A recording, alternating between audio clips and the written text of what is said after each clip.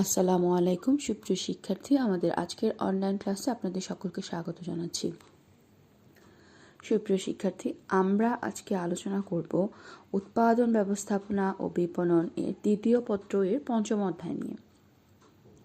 এর আগের ক্লাসে আমরা পঞ্চম অধ্যায়ের পণ্যের জীবনচক্র নিয়ে একটি ক্লাস দিয়েছি এবং সেই ক্লাসে পণ্যের জীবনচক্র নিয়ে সার্বিক আলোচনা করা হয়েছে। সেই আলোচনার আলোকে আজকে আমরা একটি সৃজনশীল প্রশ্নের সমাধান করব। এখানে আপনারা একটি উদ্দীপক দেখতে পাচ্ছেন। 2016 সালের উৎপাদিত ফ্যানের বিক্রয় এবং মুনাফার চিত্রের মাধ্যমে উপস্থাপন করা হলো। এখানে দেখতে পাচ্ছেন আপনারা শুরুতেই মুনাফা রেখাটি নিচ সময় রেখার একেবারেই নিচ থেকে শুরু হয়েছে এবং বিক্রয় রেখাটি দ্বিতীয় পর্যায়ে যে স্তরটি রয়েছে সেখান থেকে দ্বিতীয় রেখাটির উৎপত্তি। সুপ্রিয় শিক্ষার্থী, আপনাদেরকে আমরা এর আগের ক্লাসে এই দুইটি রেখা এবং মাঝখানে যে রেখাটি সমান্তরাল অবস্থান বা সময় রেখা বলি আমরা, সেই তিনটি রেখারই অবস্থান আপনারা এখানে দেখতে পাচ্ছেন। তো চলুন আমরা চিত্রের আলোকে আলোচনা করব। এখানে সাল উল্লেখ করা আছে 2001 থেকে 5, 2006 থেকে 15 এবং 2016 সাল। শুরুতে আপনারা দেখতে পাচ্ছেন জরুরি পণ্য কি। চলুন আমরা জেনে নিই জরুরি পণ্য কি।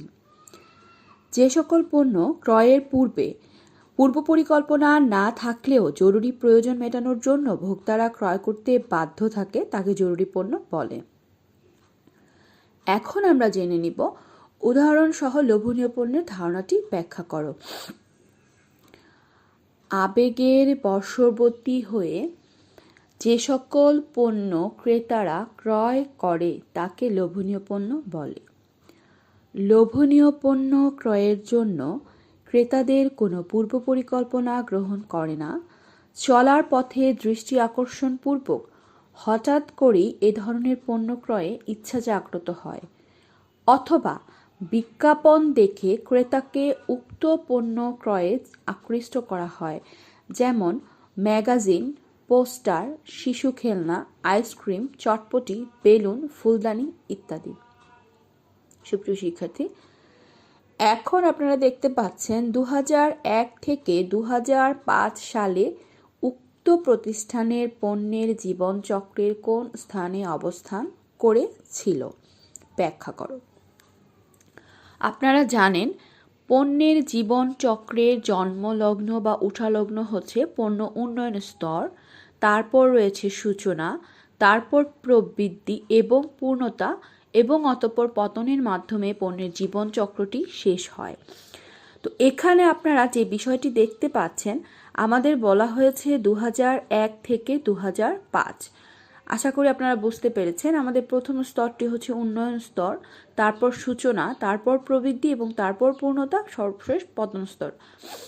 এখন আপনারা দেখতে পাচ্ছেন 2001 থেকে 2005 সালে দিশা গ্রুপ প্রতিষ্ঠানটির পণ্যের জীবনচক্রের প্রবৃদ্ধি স্তরে অবস্থান করছে। যখন বাজারে পণ্যের পরিচিতি ব্যাপকভাবে প্রবৃদ্ধি পায় এবং অনেকেই পণ্য ক্রয় করা শুরু করে, সে সময় কালকে প্রবৃদ্ধি স্তর বলে। এ স্তরে পণ্যের পরিচিতি যেমন দ্রুত বৃদ্ধি পায়, তেমনি পণ্যের বিক্রয় দ্রুত হারে বৃদ্ধি পেতে থাকে। এ পর্যায়ে বাজারে নতুন নতুন প্রতিযোগীর আগমন ঘটে। উদ্দীপকে দিশা গ্রুপের পণ্যের জীবনচক্র উপস্থাপন করা হয়েছে। পণ্যের জীবনচক্রের ধাপ বা স্তর হচ্ছে 5টি। এগুলো হলো পণ্য উন্নয়ন স্তর, সূচনা স্তর, প্রবৃদ্ধি স্তর, পূর্ণতা স্তর এবং পতন স্তর। এই স্তরগুলো একেবারেই সম্পন্ন হয় না, বরং এগুলো ধাপে ধাপে সম্পন্ন হয়। পণ্য উন্নয়ন স্তরে পণ্যের ধারণা থেকে শুরু করে পণ্য উন্নয়ন উৎপাদন পর্যন্ত কার্যক্রম গ্রহণ করা হয়। সূচনা স্তরে পণ্যকে বাজারে ছাড়া হয় এবং প্রবৃদ্ধি স্তরে পণ্যের বিক্রয় বৃদ্ধি পেতে থাকে। উদ্দীপকের চিত্রে প্রবৃদ্ধি স্তরটিকে দেখানো হয়েছে। আশা করি আপনারা বুঝতে পেরেছেন। এরপর রয়েছে 2006 থেকে 15 সাল পর্যন্ত প্রতিযোগিতা মোকাবেলা করার জন্য প্রতিষ্ঠানের করণীয় সম্পর্কে তোমার সুপারিশ তুলে ধরো। আমরা পণ্যের জীবনচক্রের প্রতিটি স্তরের কিওয়ার্ড আপনাদেরকে দিয়েছি। আশা করি সেই যে কিওয়ার্ডগুলো রয়েছে তার আলোকে আলোচনা করতে আপনাদের অনেক বেশি সহজ হবে। তো চলুন দেখে নিই আমরা। উদ্দীপকে 2006 থেকে 15 সাল পর্যন্ত পণ্যের জীবনচক্রের স্তরটি হচ্ছে পূর্ণতা স্তর। এই স্তরে প্রতিযোগিতা মোকাবেলা করার জন্য প্রতিষ্ঠানকে বিক্রয় প্রসার কার্যক্রম গ্রহণ করা উচিত। বিক্রয় বৃদ্ধির জন্য গৃহীত স্বল্পকালীন উদ্দীপনামূলক কার্যক্রমকে বিক্রয় প্রসার বলে। এটি হচ্ছে প্রতিষ্ঠানে বিক্রয় প্রবৃদ্ধির একটি প্রচেষ্টা বা কৌশল। এ পদ্ধতির মাধ্যমে গ্রাহকদের মূল্য হ্রাস, নমুনা পণ্য প্রদান, মেয়াদি গ্যারান্টি প্রদান, বিক্রয়োত্তর সেবা প্রদান, ব্যবসায়িক ছাড় ইত্যাদি প্রদান করা হয়। উদ্দীপকে দিশা গ্রুপের পণ্যের জীবনচক্রে উপস্থাপন করা হয়েছে। পণ্যের জীবনচক্রের ধাপ বা স্তর হচ্ছে 5টি। এগুলো হলো পণ্য উন্নয়ন, সূচনা, প্রবৃদ্ধি, পূর্ণতা এবং পতন স্তর। এই স্তরগুলো একেবারেই সম্পূর্ণ হয় না, বরং এগুলো ধাপে ধাপে সম্পন্ন হয়। পণ্য উন্নয়ন স্তরে পণ্যের ধারণা থেকে শুরু করে পণ্য উৎপাদন পর্যন্ত কার্যক্রম গ্রহণ করা হয়।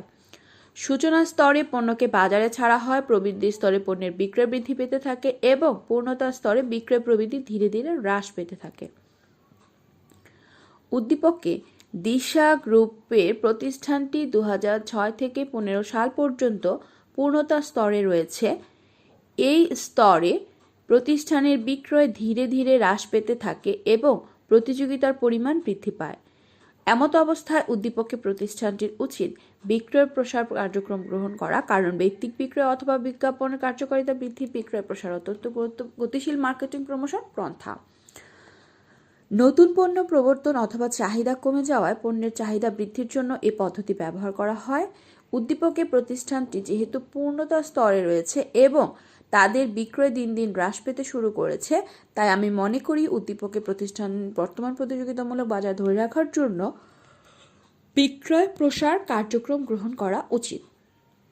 সুপ্রিয় শিক্ষার্থী, আমাদের এই আজকের আলোচনার মাধ্যমে আমরা জেনে নিলাম একটি পণ্যের জীবনচক্র যদি রেখাচিত্রর মাধ্যমে সৃজনশীল প্রশ্ন হয়, সেক্ষেত্রে আমাদের চিত্র অনুযায়ী যদি আমরা বিবেচনা করি, সেক্ষেত্রে সালগুলো আপনারা দেখতেই পাচ্ছেন। রেখাটাকে আমাদের মনে রাখতে হবে। আমাদের শুরুটা হচ্ছে পণ্য উন্নয়ন, তারপর হলো সূচনা, তারপর হচ্ছে প্রবৃদ্ধি, পূর্ণতা এবং সর্বশেষ পতন স্তর। এবং এখানে যে রেখা তিনটি রয়েছে, একটি হচ্ছে বিক্রয় রেখা, একটি হচ্ছে মুনাফা রেখা এবং অপরটি হচ্ছে সময়। তাহলে আমাদের আজকের আলোচনা এই পর্যন্তই। আপনারা বাসায় যে বই রয়েছে তার মধ্যে আরও অনেকগুলো সৃজনশীল প্রশ্ন রয়েছে, সেগুলো দেখে বোঝার চেষ্টা করবেন, প্র্যাকটিস করবেন। ভালো থাকবেন, সুস্থ থাকবেন। আল্লাহ হাফেজ।